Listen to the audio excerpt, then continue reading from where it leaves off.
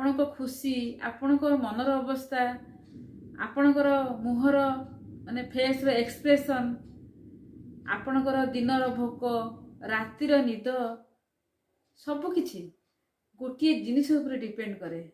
ତାହା ହେଉଛି କ'ଣ କହିଲେ? ତାହା ହେଉଛି ଆପଣଙ୍କର ରିଲେସନସିପ୍ ବି କେମିତି ଅଛି କାହା ସହିତ। ଆପଣଙ୍କର ହଜବ୍ୟାଣ୍ଡଙ୍କ ସହିତ କେମିତି ଅଛି, ଆପଣଙ୍କର ଫ୍ରେଣ୍ଡସ୍ ମାନଙ୍କ ସହିତ କେମିତି ଅଛି, ଆପଣଙ୍କର ରିଲେଟିଭ୍ସଙ୍କ ସହିତ କେମିତି ଅଛି, ବା ଆପଣଙ୍କର ପ୍ୟାରେଣ୍ଟ ସହିତ କେମିତି ଅଛି, ଆପଣଙ୍କର ଭାଇ ଭଉଣୀ ସହିତ କେମିତି ରିଲେସନସିପ୍ ଅଛି, ତା ଛଡ଼ା ନିଜ ସହିତ କେମିତି ଅଛି, ତାହା ସବୁକିଛି ଡିପେଣ୍ଡ କରେ ରିଲେସନସିପ୍ ଉପରେ। ଏହି ସବୁ ରିଲେସନସିପ୍ ଯଦି ଠିକ୍ ଥିବ ତାହେଲେ ଆମର ସବୁକିଛି ଠିକ୍। ଆମ ମୁହଁରେ ଗୋଟେ ଅଲଗା ପ୍ରକାର ସ୍ମାଇଲ୍ ଆସୁଥିବ ସବୁବେଳେ, ଆଉ ଆମେ ଲାଇଟର ଫିଲ୍ କରୁଥିବା।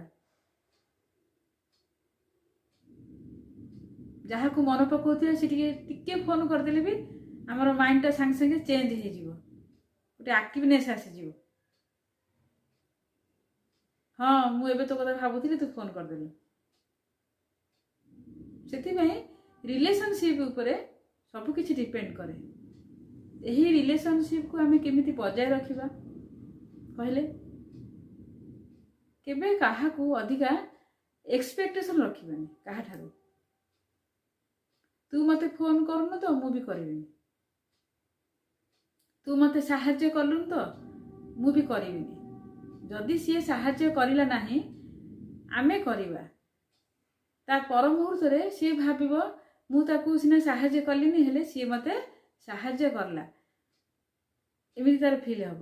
ଯଦି ସିଏ ନ ବି ଫିଲ୍ କରେ ତେବେ ଭଗବାନ ଆମକୁ ସାହାଯ୍ୟ କରିବେ, ଏଇଟା ନିଶ୍ଚୟ।